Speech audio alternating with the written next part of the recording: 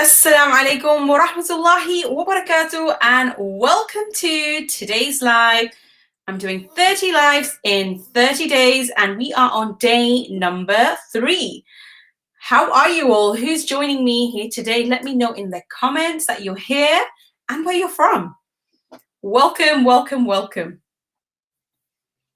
Okay, so today I am talking about a very important topic, okay? And I've titled it, Don't Stop Yelling. Now, if you're like anyone else, you'd probably think that, hey, this is a bit off. You know, what do you mean don't stop yelling? Of course, I've got to stop yelling at my children. What I'm telling you is something more than that. Okay, don't stop yelling. All right, so hear me out. Now, let me tell you a story first. So when my son, when he was 2 years old, we had painted the playroom. We have a room dedicated to the children, intentional space that we've made. And when he was 2 years old, my eldest, who's now 8, when he was 2, we painted one of the walls in the playroom, and it was fresh paint. You know that feeling you get when things are fresh and the paint's fresh and you want to keep it that way. And when he was 2, he found a pen and he went to that wall and he went shh, shh, shh. And I went, no, what are you doing? Don't strike the wall. Why did you do that? And subhanAllah, now even when I look back at it, it makes me think, wow. So I did that. I yelled because I don't know why then, all right? I didn't know. He just wrote on the wall and I yelled, okay? Fast forward many years later, about 6 years later, today when my baby Halima, she's just turned 1 and she was in the room with me here, and my daughter, who's 6 years old, she was looking for me. She came in and she pushed the door. Okay, she pushed the door and Halima's hand got trapped under the door, and she did slide it out, but it got grazed. And what did I do? I didn't yell. Okay, I didn't yell. My response was, oh, okay.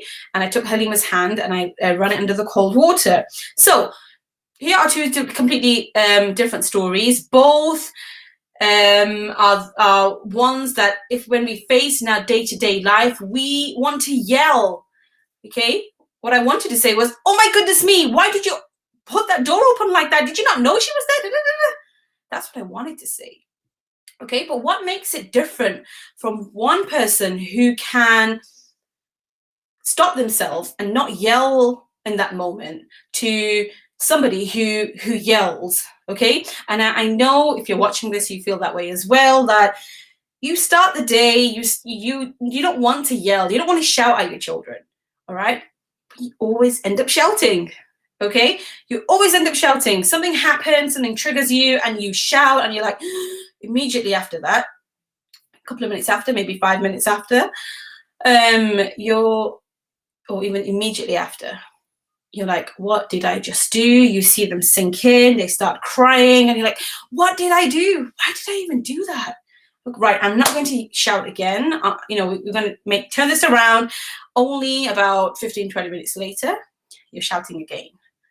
All right, so what is going on? Okay, what is going on? What is the difference between the story that I gave you myself 6 years ago, where I yelled when the 2-year-old wrote on the freshly painted walls, to me now, almost about 6 years later, when my daughter opened the door on my on baby Halima, who's just turned 1, what triggered me then, and why did I respond differently now, today? So let's dig a little deeper, all right? Because the truth is that there's something more going on here, all right? And it takes you more than a wish or intention to stop shouting, all right? It takes more. There is more happening that we need to dig a little deeper to open up, to understand what is happening when you're shouting, all right? Because it's clearly not working, all right? It's when you say I'm not shouting, it's just addressing the whole situation just from the surface level.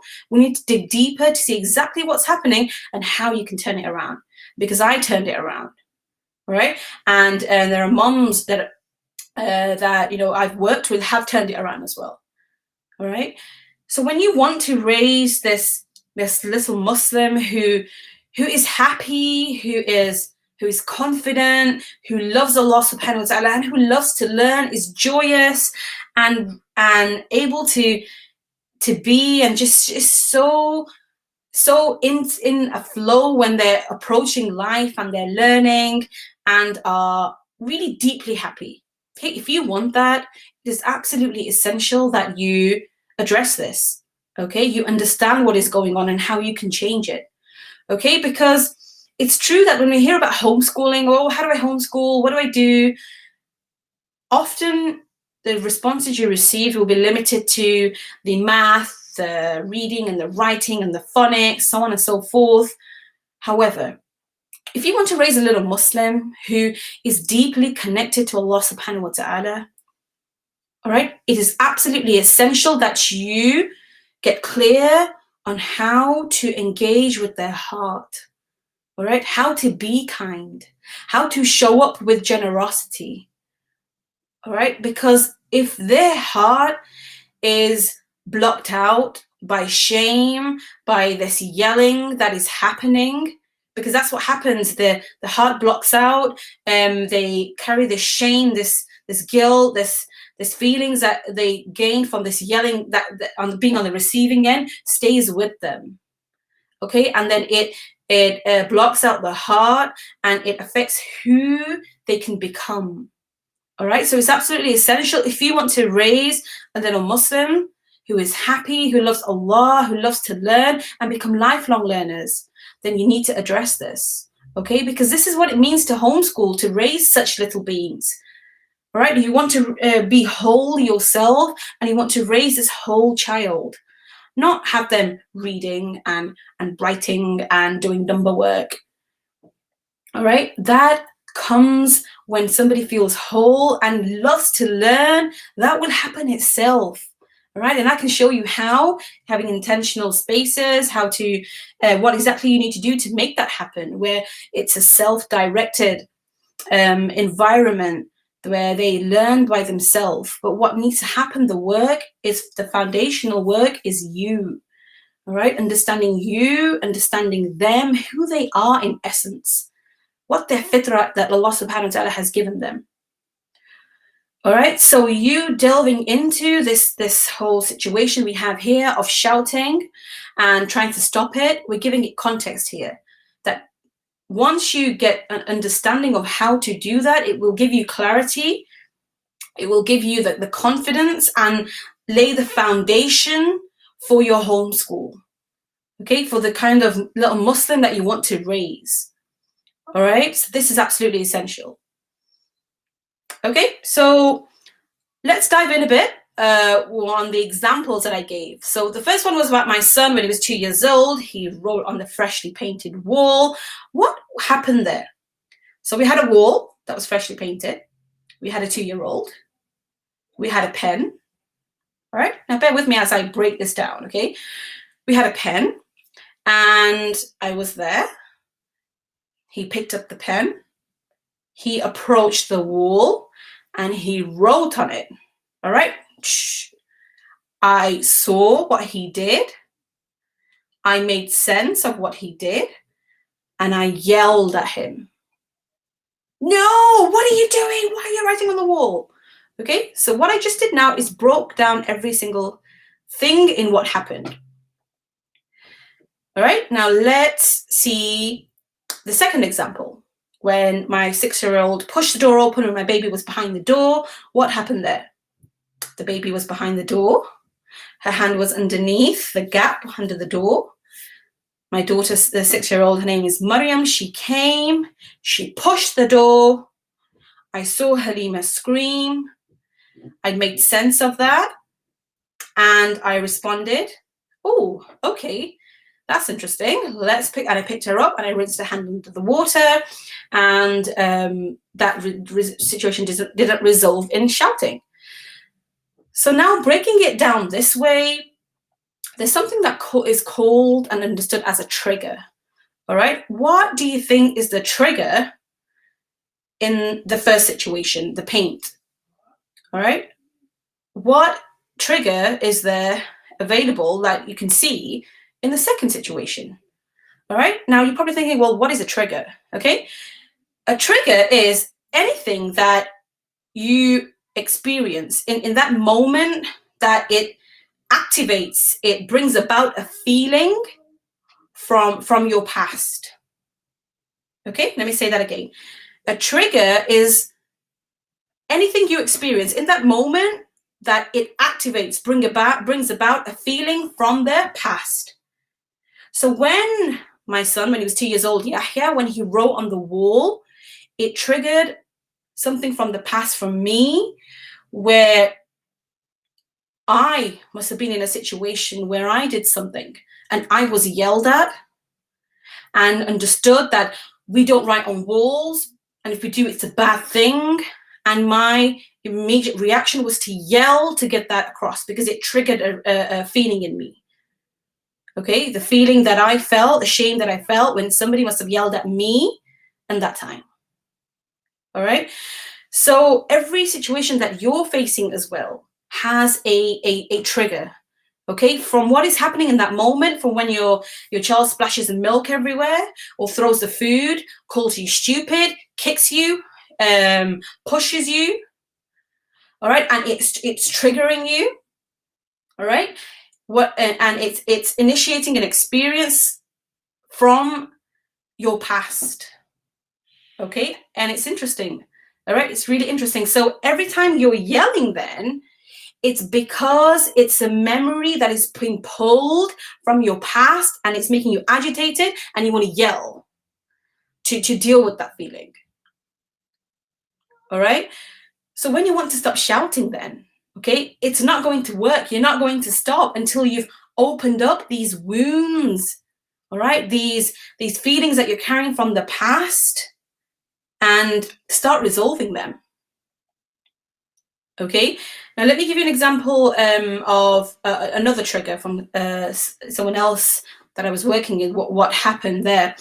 So, and you've probably been in a situation as well where you want to put your child in the car seat, okay, your little one in the car seat, and they don't want to be belted in. You want them to go in. They are resisting, all right? And it can become a very frustrating moment where you can feel your heart is pounding. You want to get that child in and you want to get that child in now. All right. It doesn't matter if you're going to be late or what. You just feel this resistance from them and you want to push back to make sure you belt that child in. Okay. I can just feel myself in that situation. SubhanAllah. So let's see what's happening there. All right. How do we apply this trigger concept here? So when the child is resisting and you want to resist back and push them in, here's what's interesting.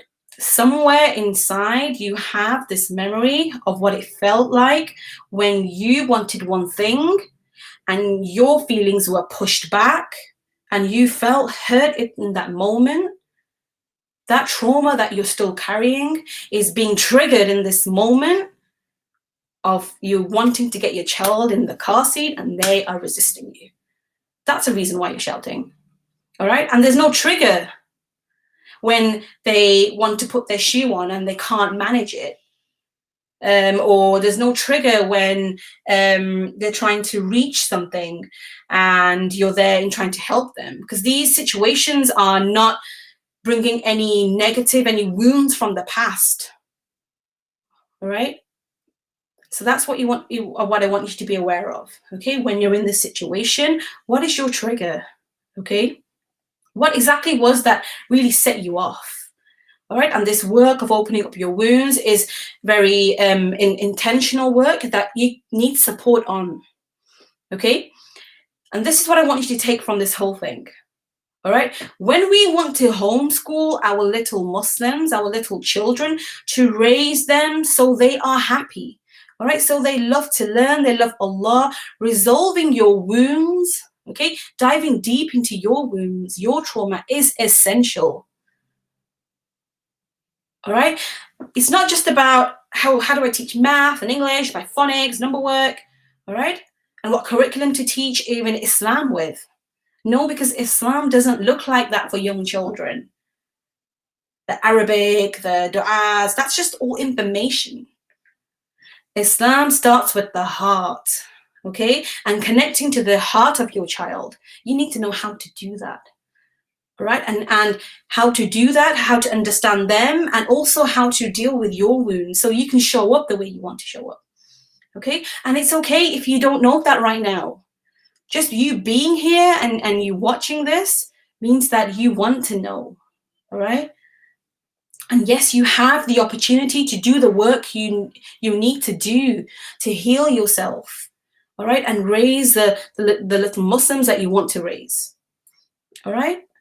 So if you want to know how you can do that, if you want to raise the children who are happy, who are confident, who love Allah subhanahu wa ta'ala, have laid that secure foundation for his love and that secure foundation to become lifelong learners, all right? And you want to get the support, okay? You absolutely need the support to do that, to make this happen. Here's what I have for you. I am inviting you on a call with me, and together we will look at where you're at right now, okay? What's working for you right now, what isn't working for you, okay? On this whole homeschooling journey that you want to embrace.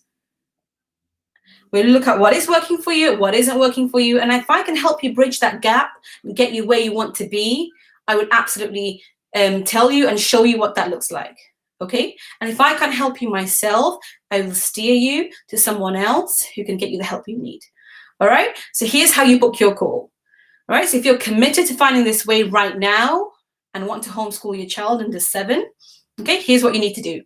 Go to the link maryamhomeeducation.com. That's MARYAM, homeeducation.com /call, CALL. That's maryamhomeeducation.com /call. You will be taken to a page and you will see my calendar on that page. You can choose a time that is available, choose a time that is suitable for yourself, and I will call you then, and we can really get you moving towards your dream of who you want to be and the kind of child you want to raise. Okay, that's it from me today. I hope you found this beneficial. If you did, press like, okay? It will, you're talking about triggers, it will help you remember that you were here and that I'll be here tomorrow, same time, same place, for these whole 30 days of Ramadan. 30 lives in 30 days. Okay, so I'll see you tomorrow, same time, same place. Press like, and if you're ready to make that change and work towards your dream, go to maryamhomeeducation.com /call. Okay, we'll see you tomorrow, inshallah. Until then, take care. Assalamu alaikum wa rahmatullahi wa barakatuh.